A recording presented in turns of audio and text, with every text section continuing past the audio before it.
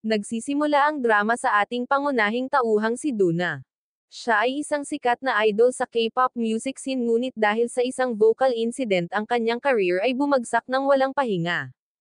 Para sa isang idolo ang pagtalikod ng mga manunood ay isang napakasakit na karanasan. Namumuhay si Duna sa isang mapurol at walang inspirasyong buhay araw-araw hanggang sa lumitaw ang freshman na ito. Si Duna ay isang kilalang idolo sa industriya ng K-pop. Gayunpaman hindi siya nakikilala ng isang binata kapag nakita niyang naninigarilyo siya sa bakuran at nagtanong pa sa kanya ng mga nakakahiyang tanong. Iniisip niya kung kilala nila ang isa't isa dahil kakaiba ang hitsura nito sa kanya. Nang marinig ang mga tanong ng binata tinitigan siya ni Duna na puno ng pang-aalipusta inis sa kanyang walang katotohanan na clumsy na pagtatangka na makipag-usap lalo na't nakasuot siya ng fan-made shirt na may burden ng kanyang pangalan Duna. Sa mga sumunod na araw ang ika-1 ng Hunyo at si Duna ay patuloy na nagtatakbuhan sa isa't isa kahit na wala sa kanila ang nagnanais at wala sa kanila ang nagtataglay ng anumang paborebleng impresyon sa isa't isa. Isang June ay hindi ka nais-nais na makita ang malamig na mukha na babaeng ito na patuloy na humahawak ng sigarilyo habang iniisip ni Duna na si June ay isang baliw na tagahanga na sumusubaybay sa kanya. Sa wakas hinaranggan niya ang kanyang dinadaanan at hinarap siya nagtatanong kung bakit siya sinusundan niya rito. Doon lang napagtanto ni June na siya ang idolo ng kanyang kaibigan. Nagmamadali niyang ipinaliwanag na hindi niya ito ini-stalk at hindi niya ito iniidolo gaya ng iniisip nito. Hindi man lang niya ito nakilala hanggang ngayon. Ang fan shirt na suot niya ay hiniram lang sa isang kaibigan na talagang fan niya hindi sa kanya. Pero paano maniniwala si Duna sa paliwanag na iyon? She's so famous paanong hindi siya makikilala ng lalaking ito? Dahil sa pagkabigo at hindi naiintindihan ang kanyang punto si June ay tuluyang umalis. Nang maglaon pagkatapos pumunta sa isang interview para sa isang trabaho sa pagtuturo sa isang mayamang pamilya nakuha kaagad ni June ang trabaho salamat sa kanyang kapanahunan mahusay na akademikong record at mga taon ng karanasan sa pagtuturo. Dahil sa kasiyahan umuwi siya at hindi inaasahang nakatagpo ang kanyang kaibigan noong bata pa si Jinjo na hindi niya nakita sa loob ng mahigit 1 taon. Masayang sinabi sa kanya ni Jinjo na natanggap na rin siya sa universidad kung saan siya nag-aaral at lumabas ang dalawa para uminom ng beer at mag-chat na nag-enjoy sa isang masayang reunion. Sa kanyang pag-uwi nakita ni June si Duna na nakaupo sa labas sa bakuran. Malamig pero medyo magaan ang suot niya. Bagamat medyo nag-aalala nagpa siya si June na tumalikod ngunit biglang narinig niyang umiiyak si Duna. Paglingon niya nakita niya ang mga luhang dumadaloy sa mukha nito puno ng matinding kalungkutan ang ekspresyon nito. Nang mapansin siya sinubukan ni Duna na tumayo ngunit siya ay ganap na pagod at bumagsak sa lupa. June na naalarma agad na tumawag ng ambulansya at sinundan siya sa ospital. Hindi alam kung sino ang kanyang tagapag-alaga si June ay nag-aatubili na yumako sa responsibilidad na ito mismo. Talagang nag-aalala siya tungkol sa kalusugan ni Duna at bumibili pa nga ng ilang medyas para panatilihing mainit ang kanyang mga paa. Nang makita siyang sabik na nag-aalaga sa kanya nagsimulang lumambot si Duna at hindi gaanong nakaramdam ng antagonistic sa kanya. Sa sandaling tila maaaring mapabuti ang kanilang relasyon isang hindi inaasahang pangyayari ang mangyayari na nakakagambala sa lahat. Bago niya simulan ang kanyang trabaho sa pagtuturo natanggap ni June ang nakakadismaya na balita na siya ay na-disqualify dahil umamoy ng usok ng sigarilyo ang kanyang scarf. Naalala niya ang maikling pagkikita nila ni Duna bago ang panayam. Sa kanilang mainit na palitan sa pintuan paulit-ulit siyang nagbuga ng usok sa kanyang scarf na naging dahilan upang mawalan siya ng pagkakataong kumita ng 800,000 won kada buwan. June ay hindi kapani-pani walang bigo ngunit hindi niya magawang harapin at pag-alitan si Duna. Ang masama pa nito pagkatapos niyang samahan siya sa ospital 180 degree na pagliko ni Duna at sinimulang sundan siya kahit saan. Ang kanyang antas ng pagtitiyaga ay napakatindi na kalaban nito sa isang baliw na tagahanga na nag-iiwan sa kanya na hindi kapani-pani walang hindi komportable at napahiya. Kahit saan man siya magpunta hindi niya matatakasan ang kakaibang babaeng ito na patuloy na nag-aangkin na nagugutom at pinipilit siyang ihatid siya sa labas upang kumain. Sa kalaunan ang mga aksyon ni Duna ay humantong sa Nave June na maniwala na maaaring gusto niya talaga siya. Direkta niyang hinarap ito na sinasabing hindi siya dapat maging interesado sa kanya sa ganoong paraan dahil medyo hindi siya komportable. Nang marinig ito hindi napigilan ni Duna ang mapatawa. Huwag mong purihin ang iyong sarili sabi niya. Gusto lang niyang makipagkaibigan sa kanya. Hindi na hinintay ang sagot nito iniwan siya nito upang ipagpatuloy ang pagsasabit ng labada. Habang naglalakad siya pasulong upang mahuli ang sikat ng araw sa madaling araw ang kanyang nagniningning na figure ay pansamantalang banihag ang Wonjun. Gayunpaman ang walang muwang na taong ito sa lalong madaling panahon ay natagpuan ang kanyang sarili na patuloy na tinutukso at mapaglarong tinutuya ni Duna. Kinuha pa niya ang contact number nito sa kanyang tutoring flyer. Nang hindi niya napagtanto na siya ay desperadong naghahanap ng mga paraan para kumita ng dagdag na pera sinimulan ni Duna na tawagan si Wonjun para lang makipagkulitan sa kanya. Wonjun sa wakas ay nawalan ng gana at pinagalitan si Duna dahilan upang agad na magbago ang kanyang saloobin matapos marinig ang kanyang mga salita. Sa mga sumunod na araw hindi na kinailangan ni Wonjun na harapin ang patuloy na kaguluhan ni Duna ngunit mas lalo niyang naramdaman ang kanyang sarili na hindi mapakali. Nang hindi makita si Duna kahit saan sa paligid si Wonjun ay bumaba sa kanyang sahig upang magpatawad. Nag-alok siya na lumabas at kumain kasama niya anumang oras na gusto niya handang tanggapin ang kanyang mga kagustuhan. Habang sinasabi niya ito narinig ni Duna na pauwi mula sa isang shopping trip ang kanyang mga salita. Kinabukasan lumabas siya sa paaralan ng Wonjun malakas na ipinahayag ang kanyang pagnanais na lumabas para kumain kasama niya. Ang presensya ni Duna sa lecture hall ay nag-iwan kay Wonjun na labis na nataranta habang ang kanyang mga kaibigan ay nagbubulungan at nakatitig sa kanilang dalawa. Sa wakas opisyal na nagkasundo sina Duna at Wonjun na maging magkaibigan kahit na binalaan siya ni Duna na huwag mahulog sa kanya. Wonjun naman tiniyak sa kanya na hinding-hindi mangyayari ang ganoong bagay. Ngunit maraming bagay na hindi mahuhulaan ni isa sa kanila lalo na ang mga bagay ng puso na hindi kayang kontrolin ng isa. Wonjun opisyal na nasave ang numero ng telepono ni Duna at tumawa sa sarili na parang tanga na iniisip ang kanyang matandang kaibigan na nagngangalang Duna. Dahil sa init ni Wonjun nagsimulang maramdaman ni Duna na naging mas komportable ang kanyang buhay kahit na sa kaibuturan naaalala pa rin niya ang kanyang huling pagganap. Ang mga imahe ng pagbagsak sa entablado bago ang pagdidilim ay patuloy na bumabagabag sa kanya madalas na muling lumitaw sa kanyang mga panaginip. Ang alaalang ito ang dahilan kung bakit madalas siyang manigarilyo para pakalmayan ang kanyang mga nerbiyos.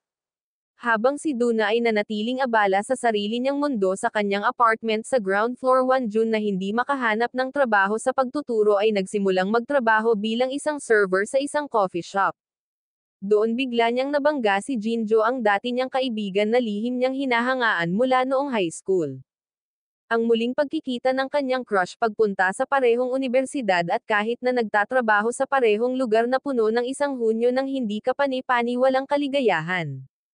Taliwas sa masayang kalagayan ni Wonjun ginugol ni Duna ang kanyang oras mag-isa sa bahay nanunood ng TV sa madilim na pagkataranta.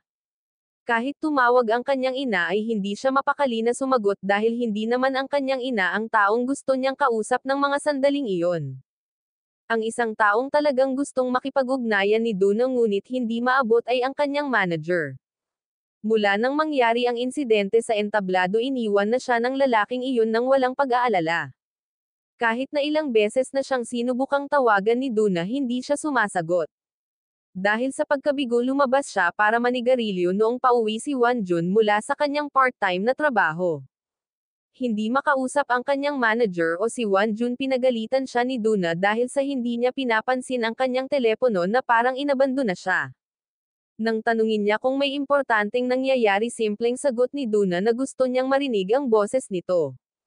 Biglang bumilis ang tibok ng puso ni Jun sa kanyang sinabi. Bago pumasok sa loob napansin niyang masunurin nitong isinuot ang medyas na binili nito para mainaitan ang mga paa nito.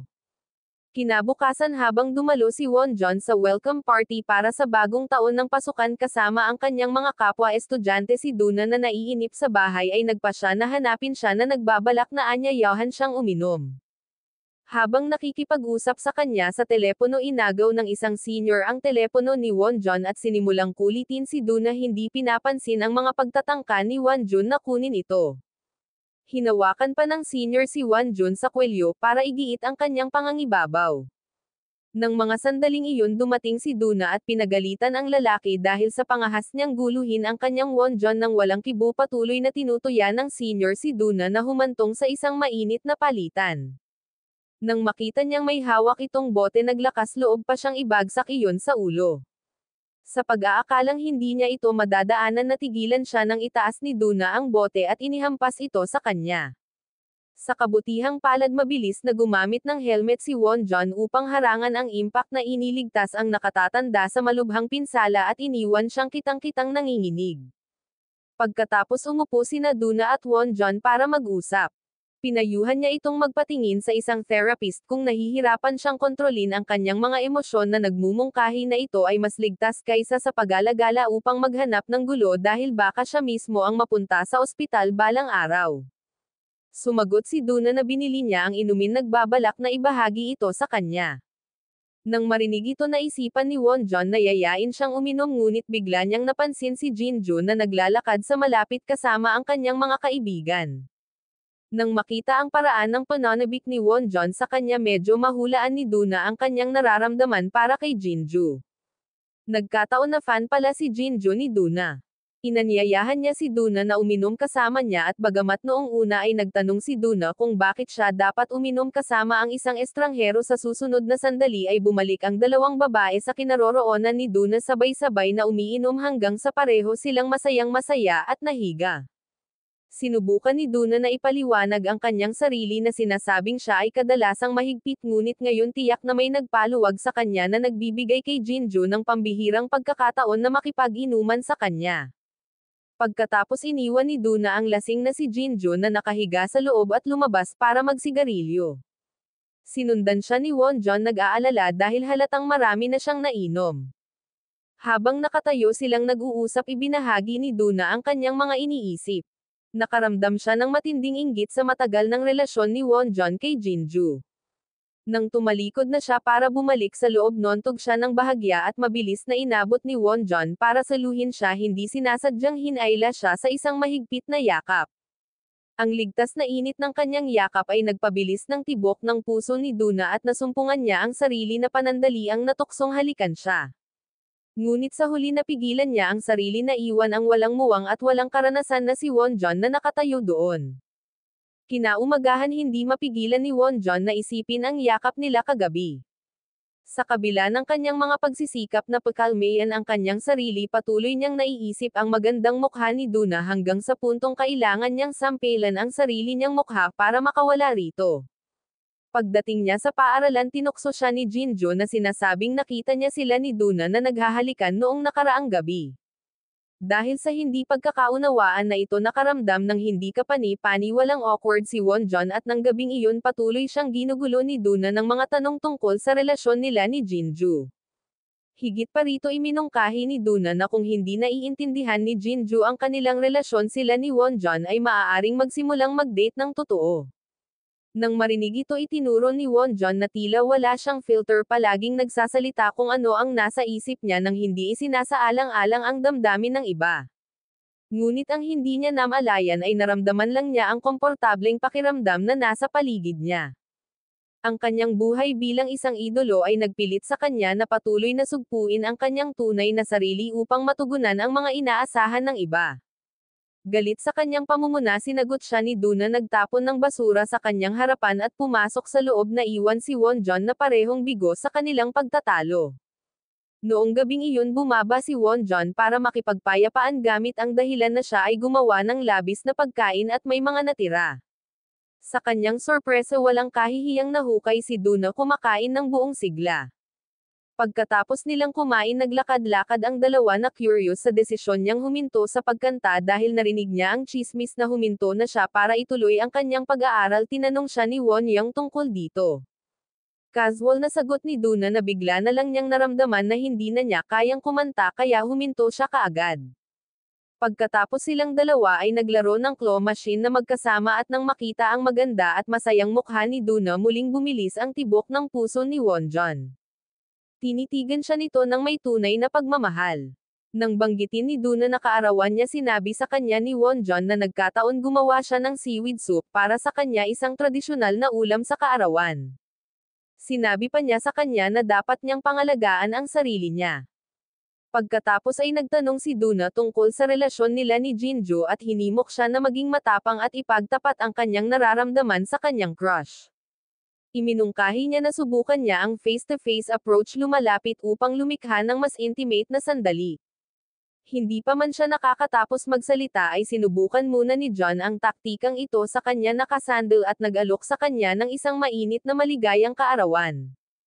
Dahil sa biglaang pagkilos niya si Duna ay natulala at hindi nakapagsalita.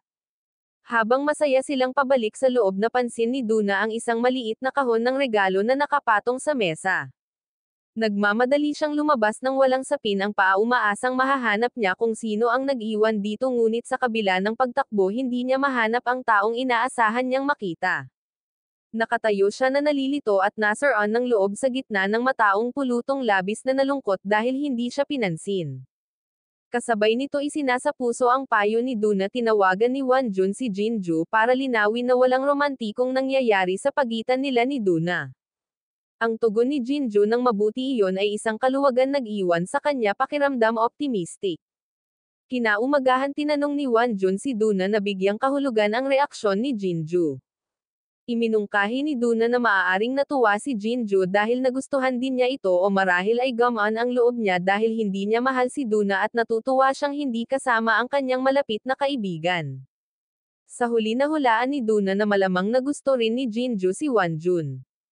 Gayunpaman tinanggihan ni Wonjun ang ideya sinabing hindi siya makapaniwala na magugustuhan siya ni Jinju.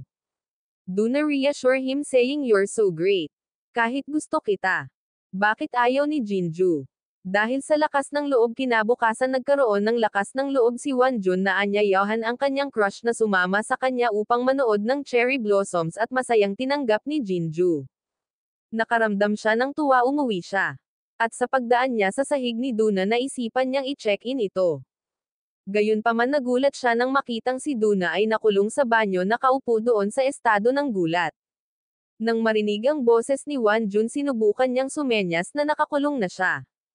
Pagkasira ng pinto ng banyo para tulungan siyang makalabas ay agad siyang sinugod ni Duna at niyakap siya ng mahigpit. Nang maramdaman ang kanyang takot niyakap ni Wonjun si Duna dahan-daang inaliw siya. Pagkatapos habang pinapanood siya ni Duna sa pag-aayos ng pinto ng banyo hindi niya napigilan ang panunokso sa kanya.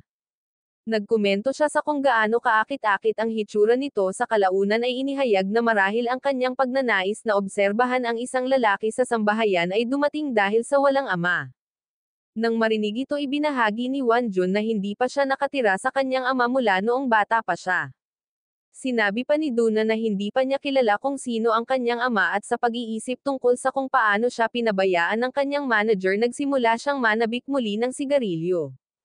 Nang makita ito hinayla siya ni Wonjun palayo upang maibsan ang stress na nagmumungkahi na ilabas nila ang pagkadismaya sa pamamagitan ng paglalaro ng whack-a-mole game na may mga seal.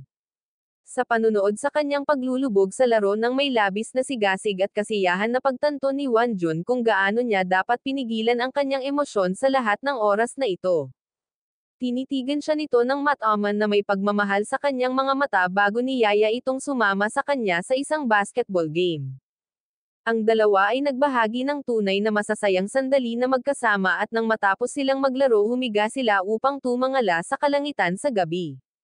Bagamat madilim walang buwan o bituin patuloy na namamangha si Duna sa magandang kalangitan malamang dahil nasa tabi niya si Wonjun. Nang sabihin sa kanya ni Wonjun na hiniling niya kay Jinju na tingnan ang mga cherry blossoms kasama niya umaasang tatanggi siya mabilis na nilingan siya ni Duna sabik na nagtanong ng mga detalye at nagpahayag ng kaligayahan para sa kanya. Gayunpaman ang kanyang pagiging malapit at sigasig ay nagpapahina sa puso ni Wonjun. Kinabukasan nakipagkita si Wonjun kay Jinju para sa kanilang cherry blossom outing. Tuwang-tuwa na tila umuusad ng mabuti ang mga bagay-bagay sa romantikong paraan na mamasyal sila ng magkasama nag-e-enjoy sa piling ng isa't isa habang inaalala nila ang mga araw ng eskwela at sa isang punto casual na binanggit ni Wonjun ang kanyang pamamasyal sa Wak-A-Sil game kasama si Duna. Nang marinig ito kapansin-pansing nagbago ang mood ni Jinjo dahil nagsimula siyang maghinala na ang kanyang kaibigan ay maaaring magkaroon ng damdamin para sa walang ginagawa na si Duna. Bahagyang naging awkward ang kapaligiran sa pagitan nila at hindi nagtagal ang dating maaliwalas na kalangitan ay naging malakas na ulan. Habang sumilong sila sa ulan nakasalubong nila ang isang senior na nanliligaw kay Jinju. Nang tanggapin ng dalawa ang sakay pabalik tinawag siya ng kasambahay ni Wonjun na kilala bilang big guy na nagyaya na umuwi at makisalo ng merienda. Nagkataon ang senior na nagbigay sa kanila ng elevator ay naging kaibigan ng malaking tao at naging malinaw na kung nagkataon ang kanilang circle of friends ay mas konektado kaysa sa kanilang napagtanto. Kaya lahat sila ay bumalik sa dorm nag-e-enjoy sa merienda umiinom ng beer at nagkukwentuhan. Ang malaking lalaki na hindi napapansin ang tensyon ay patuloy na sinusubukang ipares si Jinju sa kanyang kaibigan hindi napansin ang awkward na kapaligiran sa mesa. Maya-maya gumawa ng dahilan si Wonjun para bumili ng ice cream at tumayo si Duna para umalis kasama niya. Pagbalik nila na may dalang ice cream napansin ni Jinju si Duna na suot ang jacket ni Wonjun na ikinabahala nito lalo na nang makita ang magiliw na titig sa mga mata ni Wonjun habang nakatingin ito kay Duna. Napagtanto ni Jinju na ang puso ni Wonjun ay nakahilig na ngayon kay Duna. Kinabukasan magkasamang naglaro ng basketball sina Sihan at Wonjun kasama sina Duna at Jinju na nagyaya sa kanila. Pagkatapos ng laro gustong anyayahan ni Sihan sina Wonjun at Duna na samahan sila ni Jinju sa pagkain ngunit sumenya si Duna na ayaw niyang pumunta kaya tinanggihan ni Wonjun ang imbitasyon. Nang maglaon sinabi sa kanya ni Duna na nakikita niya na sila ni Jinju ay parehong nagmamalasakit sa isa't isa at kung hindi niya ipahayag ang kanyang damdamin ng buong tapang tiyak na nanganganib siyang mawala siya. Doon nag-open up si Wonjun na nag-share na umamin siya kay Jinju noong 1 taon. Gayunpaman pagkatapos ng kanyang pag-amin si Jinju ay tumugon ng may katahimikan at nagsimulang dumistansya.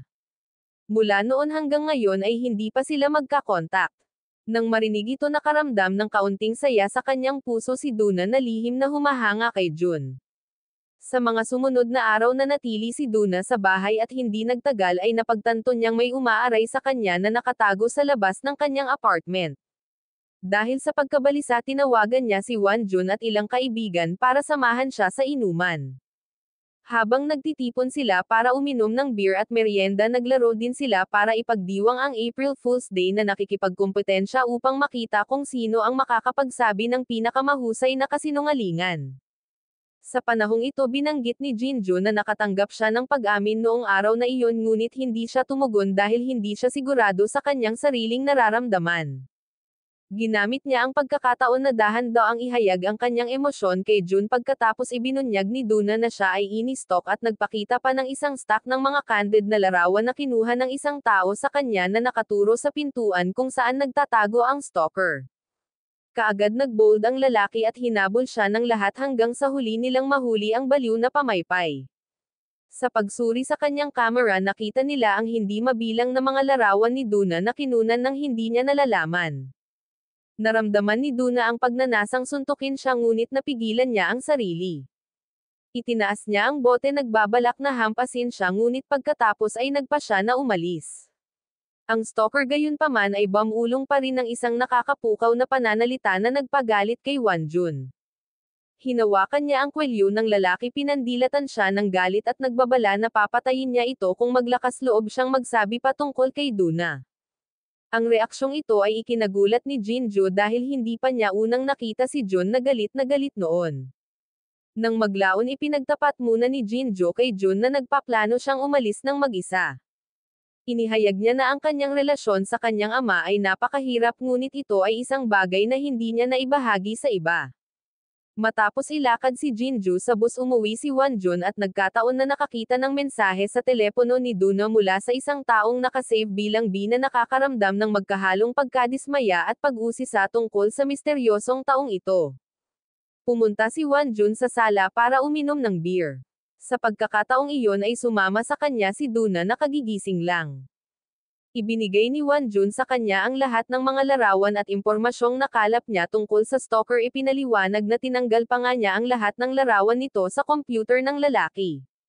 Sinabi niya sa kanya na handa na ang lahat kung gusto niyang isumbong siya sa pulisya.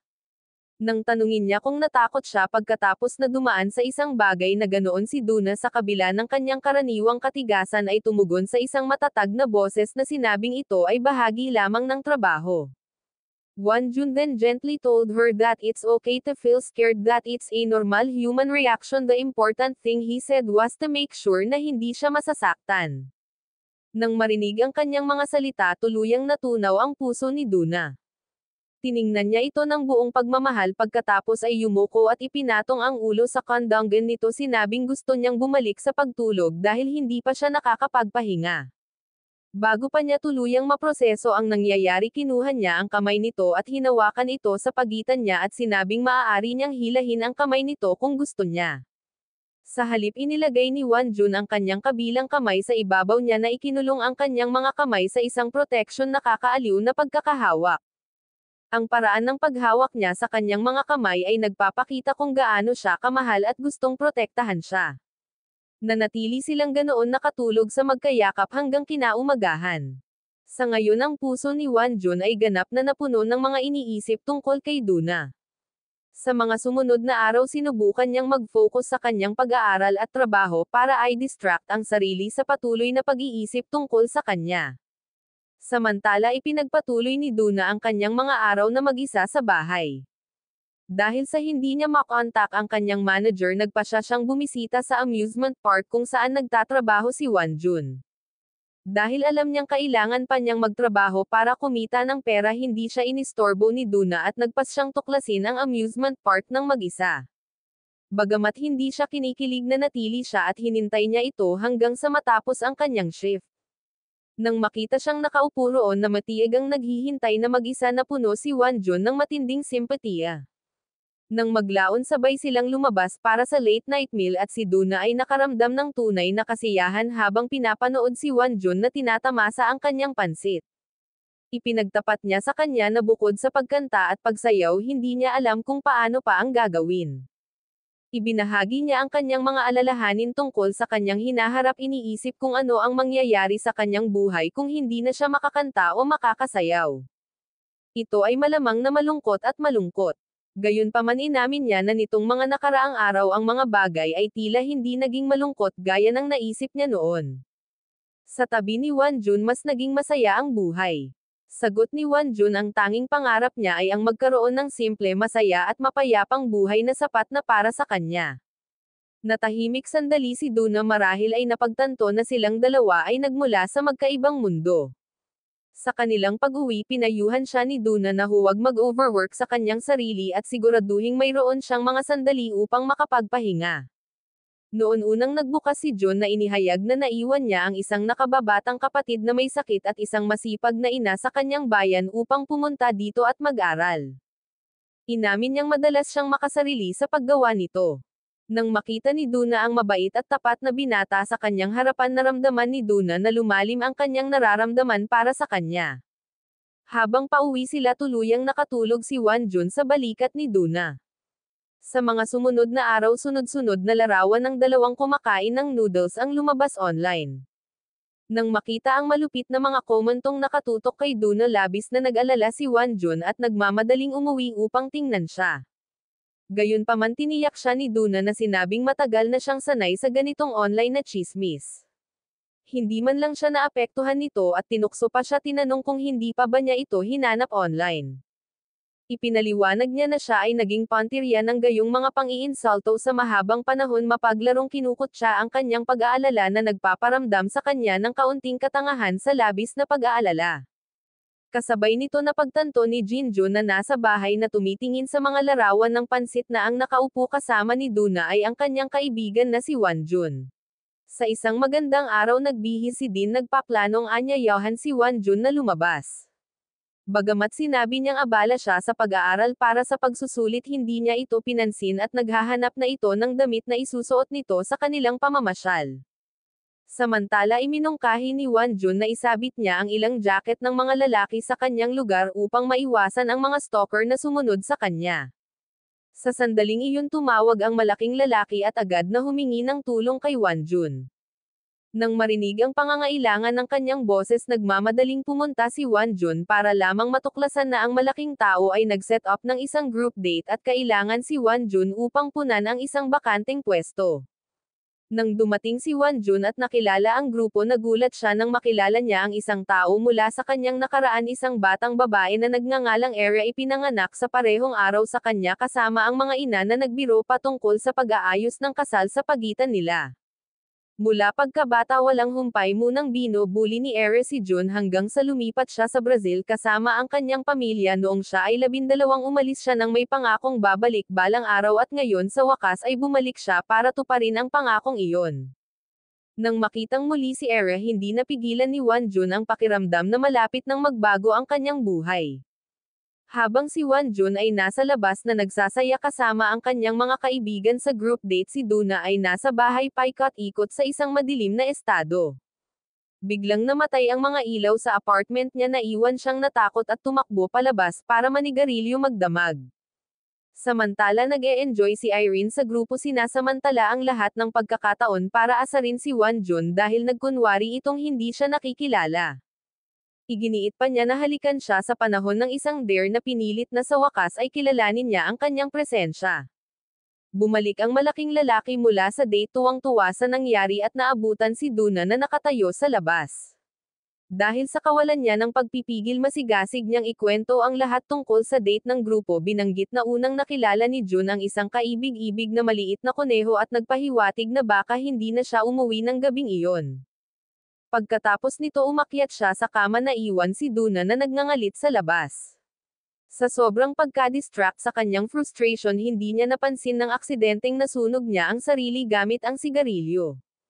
Samantala kailangang alagaan ni Wonjun si Era na lasing sinisigurado nitong ligtas na nakabalik sa kanyang dorm bago tuluyang umuwi. Nadatnan niyang nasa labas pa rin si Duna na naninigarilyo at naupo sa tabi nito. Nang mapansin niyang nasusunog ang kamay nito agad siyang nag-alala. Pumasok si Wonjun sa loob para kumuha ng yelo para sa paso ni Duna. Sa medyo selos na tono binanggit niya na malakas ang amoy niya ng alak at pabango ng mga babae. Si Wonjun ever honest ay umamin na siya ay naka-group date at nakasama ang isang babae. Sumagot si Duna na hindi niya naramdaman ang sakit ng kanyang paso hanggang sa umuwi siya at sinimulan siyang alagaan. Paliwanag ni Wonjun nature lang ng tao yan. Sa ating sarili maaaring hindi natin napapansin ang sakit ngunit kapag may ibang nagmamalasakit sa atin ang pagnanais na bigyan ng atensyon ay mas lalo nating nadarama. Nang makita kung gaano siya kagiliw-giliw na pag-aalaga sa kanya at narinig ang kanyang mga salita na puno ng pag-aalala hindi na napigilan ni Duna ang kanyang nararamdaman. Sumandal siya at hinalikan siya na huli siya ng tuluyan.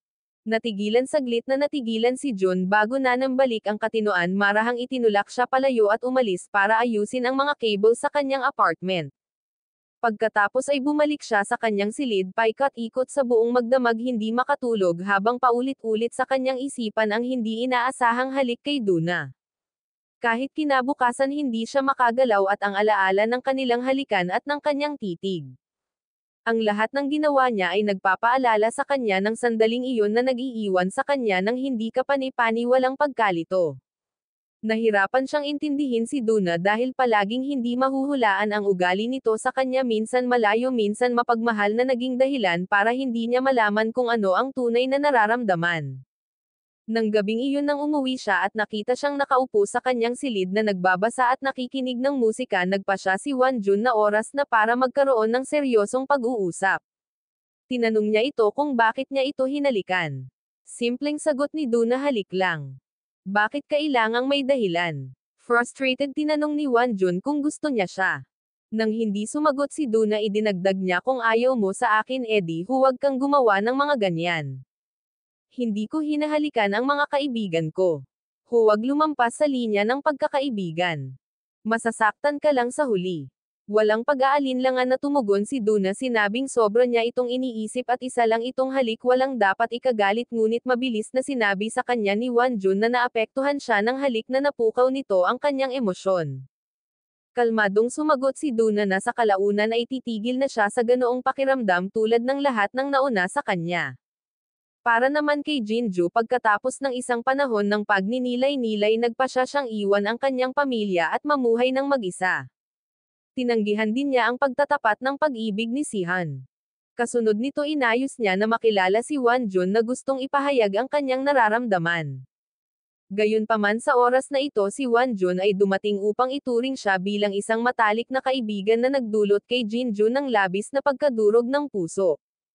Kinabukasan nagtipon-tipon ang mga kasambahay sa front gate para salubungin ang isang bagong miyembro. Unang dumating ay si IRA na dumating na may dalang kahanga-hangang sasakyan. Ipinakilala siya ng chubby guy bilang ang babaeng umuupa sa kwarto nila ni Duna.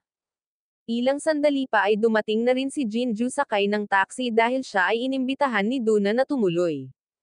Noong unang nakita ni Jin ang IRA, saglit siyang natigilan sa pagkaalarma, lalo lang siyang nataranta nang makita niyang dumating si Jinju maya-maya. Mula sa sandaling iyon alam niyang tapos na ang kanyang mapayapang buhay. Napabuntong hininga na lang siya habang pinagmamasdan ang grupo ng masigla at maingay na mga babae sa harapan niya. Pagkatapos manirahan, sinimulan muna ni IRA na tanungin si Jun tungkol kay Duna, ngunit natagpuan niya ang kanyang sarili na nalilito, hindi makapagbigay ng maraming insight dahil hindi niya ito masyadong kilala. Ipinagdiwang ng tatlong babae ang kanilang bagong pagsasama sa isang masayang inuman sa unang palapag. Habang pinagmamasdan ni Duna sina Jinju at IRA ang dalawang kaibigan ni Wonjun na nagbubuklod sa pag-uusap, hindi niya maitago ang selos. Lumabas siya para manigarilyo at sinundan siya ni Jinju. Sinabi ni Jinju kay Duna na pumunta siya sa malapit para mas mapalapit kay Wonjun, umaasang linawin ang nararamdaman niya para dito. Ipinagtapat na niya ang kanyang nararamdaman sa kanya at mananatili siyang maghihintay sa kanyang tugon. Nang marinig ito, sinabi ni Duna kay Jinju na malugod siyang manatili sa kanya, ngunit hindi niya ito kayang suportahan muna sa pakikipagrelasyon kay Jun dahil siya mismo ay nasangkot na sa isang malabo na malakapatid na relasyon sa kanya. Sumagot si Jinju, sinabing matagal na niyang nakilala si Jun at mas naiintindihan niya ito kaysa kay Duna na naging dahilan upang maging matatag ang kanyang relasyon sa kanya. Ang mga salita ni Jinju ay nagsisilbing babala at iniwan nila si Duna sa malalim na pag-iisip. Napagtanto niya kung gaano talaga karupok ang relasyon nila ni Wonjun. Habang nakaupo siya sa bahay, pinag-iisipan ang mga sinabi ni Jinju at tinitingnan ang mga larawan ni Wonjun kasama ang IRA. Naramdaman ni Duna ang lumalalang pagkalito at kawalan ng kapanatagan. Sa huli nagpasya siyang lumabas sa isang bar upang mag-party na ang kanyang puso ay nakakaramdam ng matinding kalungkutan at walang laman. Natatakot siyang mag-isa sa bahay, lalo na habang magkasama ang kanyang mga kasambahay nagluluto ng masayang hapunan pabalik sa pinagsasaluhang tirahan. Ipinagpatuloy ni Jinju ang pagsisikap na mapalapit muna kay Jun, umaasa na ang kanilang relasyon ay maaaring umunlad sa higit pa. Gayunpaman, kalaunan ay nakita niya ang isang pakete ng mga sigarilyo ni Duna sa kama ni Wonjun na pumukaw ng pagkabalisa sa loob niya. Sa kabila ng kanyang lumalaking pag-aalala, matigas ang kanyang ulo na kumapit sa kanyang pag-asa para sa isang relasyon sa kanya na nagsisikap na buksan sa kanya ang tungkol sa kanyang tunay na pagkatao at sa kanyang mga damdamin. Sa huli, hindi na naiwasan ni Wonjun ang usapan. Inamin niya na minsan ay mahal na mahal niya ito, ngunit ngayon ay isang mahal na kaibigan na lang ang tingin niya rito. Wala na siyang nararamdaman para sa kanya gaya ng dati. Samantala sa club, hindi inaasahang nakatagpo ni Duna ang isang matandang kakilala, isang dating trainee mula sa kanyang kumpanya. Saglit na nagkwentuhan ang dalawa at bigla niyang iminungkahi na bumalik sila sa kanyang lugar. Hindi naman tumutol si Duna. Pagkatapos niyang ihatid siya sa bahay, gumawa siya ng hakbang, sinusubukang halikan siya na naging dahilan para hindi komportable si Duna. Nagpalitan sila ng ilang tense na salita at sinabi niya na hindi na siya mahalaga sa mata ng manager niyang si In-hyuk. Ang kanyang mga salita ay lalong ikinainis ni Duna at sa sandaling iyon lumabas si Wonjun at pinasok ang sarili sa usapan. Naubusan na si Wonjun para kunin ang telepono ni Duna na iniwan niya sa kotse ng dati niyang kakilala. Sa pag-abot nito sa kanya ang lalaki ay nagpahid na nagpapahiwatig na si Duna ay nanliligaw lamang sa mga nakababatang lalaki upang makuha ang atensyon ni In Hyuk. Pagbalik sa tabi ni Duna tinanong siya ni Wonjun tunay na naguguluhan kung ano ang iniisip niya sa pamamagitan ng pakikisangkot sa isang taong tulad nito. Dahil sa pagkabigo at sama ng loob si Wonjun ay nagtungo sa soccer field para ilabas ang kanyang nakakulong na galit. Sinundan siya ni Duna ngunit mas lalo lang tumindi ang galit niya nang makita siya. Hindi niya maalis ang kawalan ng katiyakan kung mayroon ba siyang espesyal na lugar sa buhay nito. Hindi pinapansin ang mga pagtatangka niyang pigilan siya lumayo si Wonjun ngunit sa wakas hindi na niya ito napigilan tinanong niya ito ng diretso kung ano talaga ang ibig niyang sabihin sa kanya. Sumagot si Duna na ipinaliwanag na dahil ibinasura ni Wonjun ang kanilang unang halik na walang kabuluhan kaya naramdaman niyang kailangan niyang subukan ang sarili niyang damdamin para sa kanya sa pamamagitan ng paggugol ng oras sa iba. Gayunpaman napagtanto niya na iniisip pa rin niya ito at gusto niya ito. Nang marinig ang mga salitang ito mula kay Duna sa halip na sagutin ang kanyang tanong hinailan niya ito palapit at mapusok na hinalikan. Sa sandaling iyon hindi na sila basta magkaibigan. Nang bumalik si Wonjun sa kanyang bayan upang bisitahin ang kanyang pamilya nakipag-usap siya kay Duna sa kanyang malapit na kaibigan. Sa unang pagkakataon hinanap niya ito online at nalaman niyang totoo ang sinabi nito sa kanya. Siya ay naging seryosong biktima ng online na panliligalig. Nalaman din niya ang background ng pamilya ni Duna. Ang kanyang ina ay nanghiram ng pera kahit saan gamit ang katanyagan ni Duna na kalaunan ay nahayag at nagdulot ng malaking pinsala kay Duna. Higit pa rito natuklasan niya na ang kanyang mga magulang ay nagdiborsyo noong siya ay napakabata at ang kanyang ina ay umalis na iniwan siya upang palakihin ng kanyang lola. Pinuno nito si Wonjun ng matinding habag dahil hindi niya napagtanto na ang babaeng mahal niya ay dumanas ng labis na paghihirap. Pagkatapos tinawagan muna ni John si Duna para makipag-usap na nagbahagi ng mga detalye tungkol sa buhay at pamilya nito sa kanya. Inamin niya na dati ay nabubuhay siya sa halip na walang layunin iniiwasan ang mga mapanghamong gawain ngunit ngayon ay nais niyang makamit ang higit pa sa buhay. Inamin niya na mahal niya ito at nakaramdam ng inggit sa mga lalaking inalagaan niya noon. Pagkatapos sa isang pangungusap lang gusto kitang makita ngayon pabigla-bigla siyang sumakay ng bus mula sa kanyang bayan patungong Seoul. Kahit gabi na nang bumalik si Wonjun sa shared house na datnan niyang natutulog si Duna sa kanyang kama. Umakyat siya sa kama hinawakan siya at natulog sa isang mapayapang pagtulog sa tabi niya. Kinaumagahan dinala ni na Jinju at Irev ang mga pastry sa ikalawang palapag umaasang makakasalo sa almusal ang lahat ngunit pareho silang natigilan nang makita nilang lumabas si Duna sa kwarto ni Wonjun at ilang sandali pa sinundan siya ni Wonjun palabas. Naiwang gulat na gulat ang buong grupo lalo na si Jinju na nakatayo doon na nagyelo. Bagamat may hinala siyang may nangyayari sa pagitan nila hindi niya akalain na magkalapit sila para magpalipas ng gabing magkasama. Di nagtagal ang ina ni Duna ay hindi inaasahang dumating sa kanyang lugar na hinimok siya na maghanap ng paraan upang bumalik sa kumpanya at muling sumali sa grupo ng musika.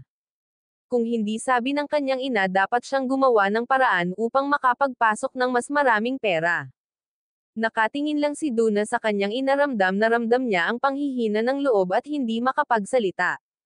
Para naman kay Jinju matapos matuklasan na noong ika-1 ng Hunyo at Duna ay nagkikita nagpasya siyang makipag-usap ng direkta sa kanyang kaibigan kaysa magbigay ng mga pahiwatig. Inayos niya na makipagkita kay Wonjun at sinabi sa kanya na nagustuhan niya ito mula pa sa unang pagkikita nila. Gayunpaman para sa iba't ibang mga kadahilanan iningatan niya ang mga damdaming ito sa kanyang sarili sa huli ay nagpapahintulot sa kanila na mamiss ang isa't isa sa ganitong paraan. Ang mga salita ni Jinju ay puno ng panghihinayang at ang marinig ang mga ito mula sa kanyang unang pag-ibig ay nagdulot ng matinding sakit kay Wonjun. Dahil sa kaunting pag-aalinlangan talagang namiss nila ang isa't isa. Sa wakas ay nagbigay sila ng taos-pusong palm sa isa't isa sa inosente walang muwang na damdamin ng kanilang kabataan.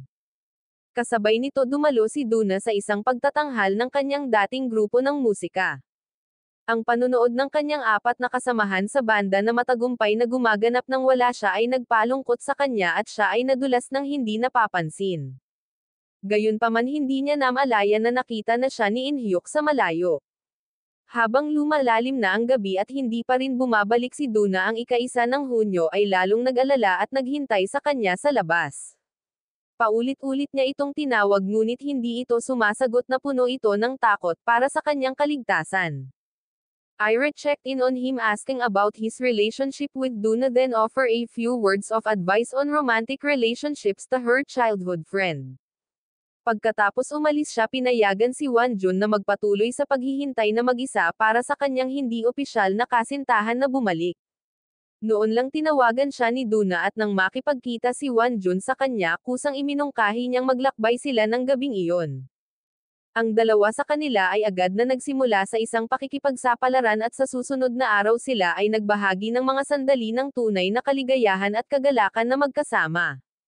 Sa pagtatapos ng isang mahabang araw ng walang malasakit na paggalugad ang batang mag-asawa ay nagbahagi ng isang hindi malilimutang gabi ng pag-iibigan ngunit ang kaligayahan ay kadalasang marupok at panandalian. Kinaumagahan habang magkahawak kamay na naglalakad sina Wonjun at Duna binanggit ni Duna na marahil ay dapat nilang isapubliko ang kanilang relasyon pagbalik nila sa Seoul. Nang marinig ito halos hindi nagkaroon ng sandali si Junwon sa pag-iisip na makipag-usap sa kanya sa publiko nang biglang huminto si Duna sa kanyang paglalakad. Sa harap nila ay isang kawit humihit-hit ng sigarilyo. Habang naghahanda si Duna na lapitan ang kanyang manager sa kawit sinubukan siyang pigilan ni Wonjun ngunit inalis niya ang kamay nito. Iniwan ang walang magawang tingin ni Wonjun determinadong naglakad si Duna patungo sa kanyang manager. Ang sasakyan ay mabilis na dumaan sa kinatatayuan ni Wonjun iniwan siyang tulala at nakatulala. Naging mabilis ang lahat kaya wala na siyang oras para mag-react. Sa loob ng sasakyan sinabihan ni Mr. Park si Duna na bumalik siya sa entablado kung ayaw niyang mawala sa dilim. Dahil sa labis na pagkabalisa inilabas ni Duna ang lahat ng nakakulong na pagkadismaya sa kanya inakusahan siyang pinabayaan siya ng kusa upang turuan siya ng leksyon. Sa sobrang emosyon binuksan niya ang pinto ng kotse handang tumalon palabas. Naalarma inihinto ni Mr. Park ang sasakyan at binuksan ang pinto at nahulog si Duna. Napasigaw tuloy si Duna kay Manager Park na umamin na ang nararamdaman niya para dito ang dahilan kung bakit siya nasaktan. Dahil dito hindi na napigilan ni Manager Park. He harshly retorted na ang tanging mahal ni Duna ay ang sarili niya at siya rin ang nagpabiya sa sarili. Sinabi niya sa kanya na hindi niya talaga naiintindihan kung ano ang ibig sabihin ng pag-ibig sa isang tao na humantong sa paraan ng pagkilos niya kamakailan na nagdulot ng malaking problema para sa kanyang mga kasamahan sa kanyang pamamahala at sa buong kumpanya. Pagkatapos dinala niya si Duna sa ospital para gamutin ang nasugatan nitong binti. Sa oras na ito si Wonjun na nag-aalala kay Duna ay paulit-ulit na tumawag sa kanya ngunit tumanggi siyang sumagot. Nag-iisa sa si Wonjun ay nag-aalalang naghihintay ang kanyang puso ay puno ng mga hindi nasagot na tanong tungkol sa nakatatandang lalaking kasama niya. Naalala niya ang mga sandaling nakita niyang bumantong hininga si Duna habang nakatingin sa kanyang telepono at nakaramdam siya ng matinding kirot sa kanyang puso na hindi na siya hinayaang huminga. Nagpatuloy siya sa paghihintay at pagtawag sa kanya ng paulit-ulit ngunit pagkatapos ay nakatanggap siya ng tawag mula sa kanyang ina na pinilit siyang umalis sa inn. Umalis siya walang kamalay-malay na tumanggi si Duna na umalis kasama ang kanyang manager. Bumalik siya sa resort upang muling makasama si Wonjun ngunit hindi niya ito mahanap dahil umuwi ito para asikasuhin ang mga medikal na pangangailangan ng kanyang kapatid. Bumalik sa kanyang bayan na nakadama ng lubos na panghihina ng loob si Wonjun ay uminom kasama ang kanyang malapit na kaibigan. Hindi niya alam kasabay nun ay bumalik na si Duna sa kwartong inupahan nilang magkasama. Tiningnan niya ang kanyang telepono ngunit sa huli ay hindi niya pinindot ang button para tawagan siya. Parehong nagdadala ng mga pasanin sa kanilang mga puso ngunit ni isa ay hindi maaaring ibahagi ang mga ito sa isa. Nakaupo roon si Duna inaalala ang mga sandaling nakalubog siya sa melodies at lyrics. Buong buhay niya ang musikang iyon hanggang ngayon. Naisip niya ang mga panahong kasama niya ang manager niyang si Mr. C. Park ang paraan ng pagkakakilala niya sa kanya dumating sa buhay niya at inalagaan siya. Kinabukasan nang bumalik si Wonjun sa shared house nakita niya si Duna na nakaupo sa dati niyang pwesto. She acted as if nothing happened, even asking him now that he has a week off to take a trip to Japan with her. Sa hitsura ng kawalan ng kakayahan tinitigan ni Wonjun ang batang babae sa kanyang harapan, tunay na nalilito kung ano ang gagawin sa kanya. Hindi niya kayang eyebrush ang mga bagay-bagay tulad ng ginawa niya, ang maitatanong lang niya ay kung okay na ba ang lahat. Nang sumagot si Duna na ayos lang siya, sinabi na lang ni Wonjun na pagod siya at gusto niyang pumunta sa kanyang silid upang magpahinga. Gayunpaman, sa kanyang karaniwang pagpupursige hindi siya pinakawalan ni Duna. Hinayla niya ito pabalik, iginiit na kausapin siya nito sa halip na magtampo. Iminungkahi niya na malamang na gusto niyang malaman kung ano ang ginagawa niya sa ibang lalaki. Sa sandaling iyon, ang lahat ng nakakulong pagkadismaya sa loob ni Wonjun ay sa wakas ay lumundag. Sinabi niya sa kanya na gusto niya ito kaya wala siyang pakialam kung ano ang ginagawa niya sa iba. Ang pinagkakaabalahan niya ay kung ano ang ginagawa niya sa kanya kung nakita niya siya bilang isang panandaliang amusement o iba pa. Sa sobrang frustrated niya, gusto niyang gumapang sa ulo niya para malaman kung ano ang iniisip niya. With that, mabilis na pumasok si Wonjun sa loob at sinabi sa chubby guy lilipat na siya. Kinagabihan nang marinig na aalis na si Wonjun, hinanap siya ni Duna.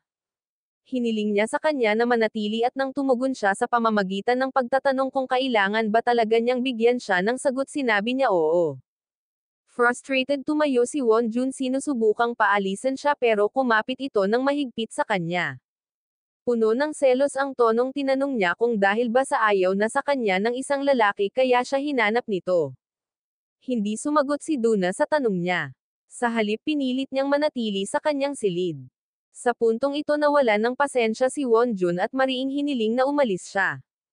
Tumanggi si Duna, sinabing kailangan niya ng kausap at dapat siya ang taong iyon. Ayaw niyang mawala siya. Inamin niya na noon pa man ay mabagal siyang kilalanin ang sarili niyang nararamdaman at natanto nang may takot na malapit na siyang mawala sa kanya. Nang marinig ang mga salitang matagal na niyang gustong marinig, si Wonyang na gusto pa rin magkaroon ng katiyakan sa kanyang tunay na nararamdaman ay sinabi sa kanya na kailangan niyang humingi ng tawad sa kanya at sabihin na gusto niya siya. Nakatingin sa kanya sa mga mata, sa wakas ay sinabi ni Duna, I love you. Sa tatlong salitang iyon, hindi na kailangan ni Wonjun ng karagdagang kumpirmasyon. Lumapit siya sa kanya at mapusok siyang hinalikan na nagpupuno sa mga nawala na araw. Sa wakas, nagkasundo sila at opisyal na kinilala ang kanilang relasyon. Sa sumunod na mga araw na puno ng masasayang tawanan ng mag-asawa ang shared house.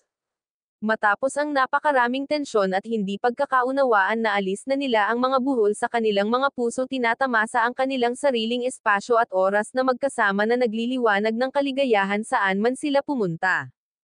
Gayunpaman, sa kaibuturan ni Duna, nananatili pa rin ang pagnanais na kumanta, sumayaw at gumanap sa entablado, tahimik na kumukulo.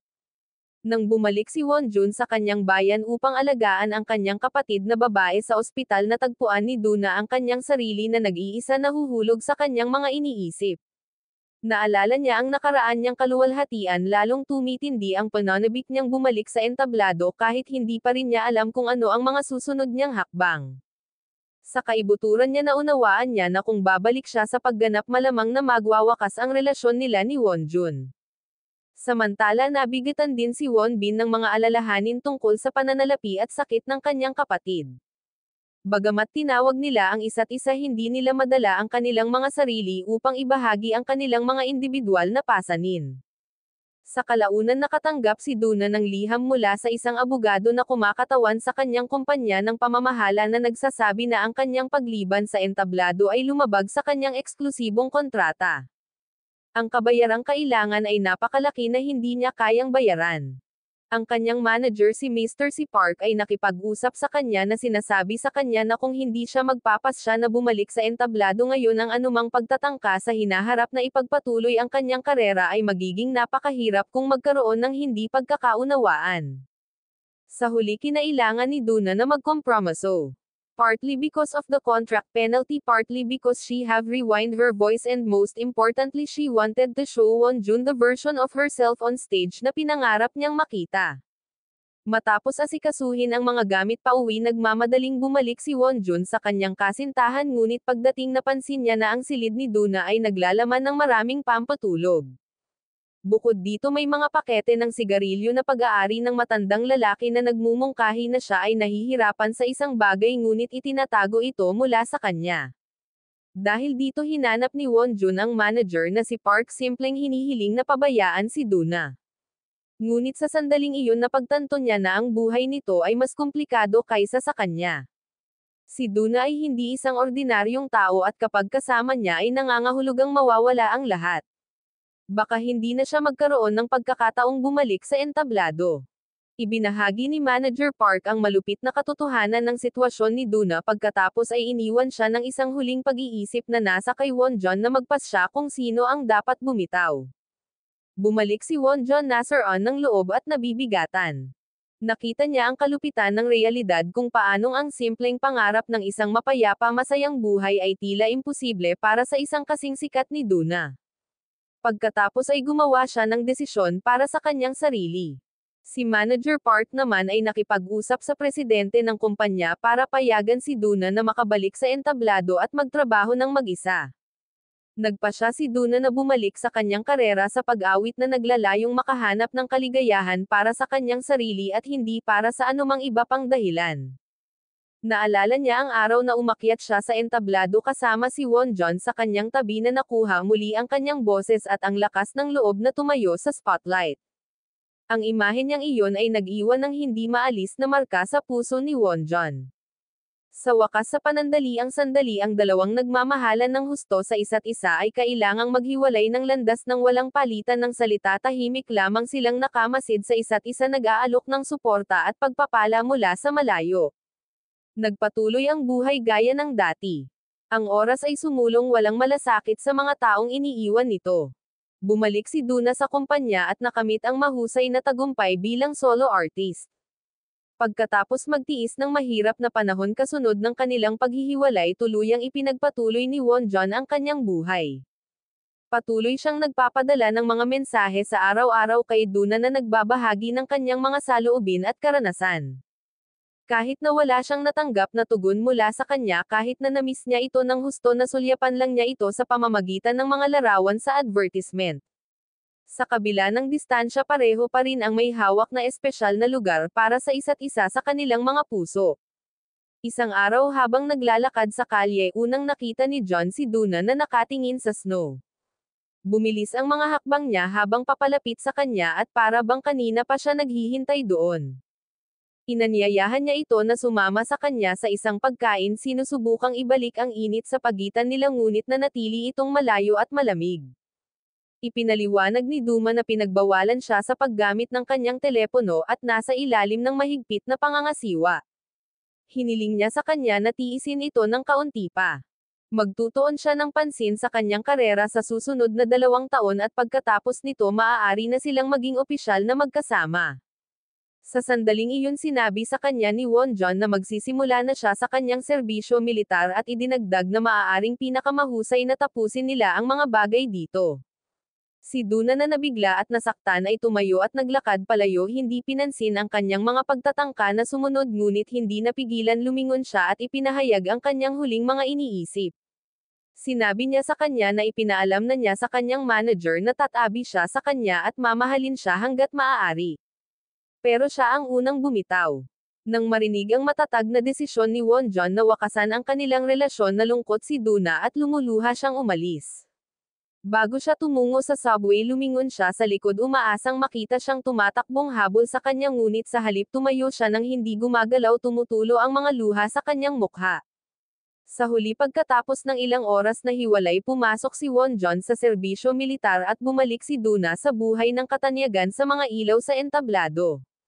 Sa paglipas ng panahon, umunlad ang kanyang karera. Ang kanyang katanyagan ay tumaas ng mas mataas kaysa dati.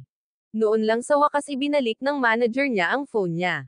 Habang ini-scroll ni Duna ang lahat ng mensahe mula kay Wonjun, kumirot ang puso niya sa pananabik. Napagtanto niya kung gaano niya kamis ang matamis at nakababatang kasintahan. Lumipas ang oras at sa isang kisap mata natapos na ni Wonjun ang kanyang 2 taong serbisyo militar. Bumalik siya sa Seoul naghahanda na kumuha ng pagsusulit sa serbisyo sibil upang makakuha ng trabaho. 4 na taon na ang nakalipas mula ng opisyal na inilunsad ni Duna ang kanyang solo career. Sa kanyang paglalakbay sa lungsod nakita niya ang hindi mabilang na mga imahe ng babaeng mahal niya. Ang pagkakita sa kanyang tagumpay ay naging tunay na masaya para sa kanya. Ang may-ari ng shared house ay nagpaplanong ayusin ang lumang lugar kung saan silang lahat noon ay magkasamang nanirahan. Doon ay nag-ayos ang mga matandang magkakaibigan upang magdiwang na ang lahat ay dumalo maliban kay Duna. Hindi napigilan ng mabilog na lalaki ang kanyang karaniwang malakas na pananalita na nagmumungkahi na may tumawag kay Duna para sumali sa pagdiriwang. Ngunit bago pa siya makatapos isang rap ang mapaglarong sinampal siya dahil sa pagiging walang taktika. Nasiyahan ang lahat sa isang mainit na gabi ng tawanan at inumin bago nagpaalam. Nang bumalik si Wonjon sa bahay para kunin ang kanyang coat natigilan siya nang makita si Duna na nakatayo doon. Ang pagkikitang muli sa kanya ang huling inaasahan o gusto niya sa sandaling iyon. Ngunit nang tuluyan na siyang bumitaw pinagbalik sila ng tadhana. Nang makita ang kanyang pamilyar na figure na may hawak na sigarilyo muling bumilis ang tibok ng puso niya. Sinalubong siya ni Duna at isang magalang na tangulang ang naisagot niya bago umakyat sa itaas para kunin ang kanyang coat. Pagkatapos lumabas sila para uminom. Pinagmasdan siya ni Duna ng may pusong puno ng init ngunit nanatiling kalmado at malayo ang ika-1 ng Hunyo. Umuwi si Duna na nadidismaya narinig na tila hindi pa rin siya pinansin. Naiiyak siya nalulula sa emosyon nang makita siyang muli sa ganitong paraan. Hindi na makatiis pumunta si Duna sa lugar ni Wonjon hinarap siya kung bakit niya ito tinatrato na parang estranghero. Ipinaalala niya sa kanya na ang kanyang suporta ang nakatulong sa kanyang pinakamadilim na panahon. Kaya bakit ngayong nakahanap na siya ng tagumpay muli itinutulak siya nito palayo. Iginiit niya na nasa kanya na ang lahat ng kailangan niya ngayon. At na hindi niya siya kailangan. Pero sa kaibuturan ko hindi ito ang totoong nararamdaman niya kailangan pa rin niya ito ng husto. Pagkatapos sa karaniwan niyang matapang na paraan pinagalitan niya ito at humingi ng tawad. Iginiit niya na aminin niya na pinagsisihan niya ang pagtrato sa kanya ng ganoon. And true to form ginawa ito ng ever-adoring Wonjon para lang sa babaeng minahal niya ng husto. Handa siyang sabihin kung ano man ang gusto nitong marinig. Kaya nang humingi siya ng tawad at nagpahayag ng matinding panghihinayang sinabi sa kanya ni Duna na namiss niya ito ng husto. Sa mga salitang iyon ay niyakap niya ito ng mahigpit. Sa sandaling iyon hindi na napigilan ni John ang kanyang malamig na harapan. Napuno ng luha ang gwapo niyang mukha. Nakikita mo kung minsan ay ipinapalagay ng mga tao na ang mga bagay na masyadong naiiba sa isa't isa ay magiging magkatugma ngunit kung minsan ang mga kumpletong magkasalungat ay aktwal na magkatugma.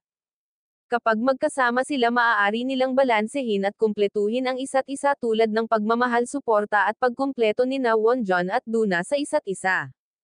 Ang pagtatapos ng kwento ng pag-ibig na ito ay nagmamarka ng simula ng isang bagong paglalakbay. Kahit na mayroon silang dalawang ganap na magkaibang trabaho at nakatira sa dalawang ganap na magkaibang mundo nakahanap sila ng isang shared space kung saan maaari silang tahimik na maging masaya ng magkasama ng hindi nangangailangan ng isang malakas marangya display.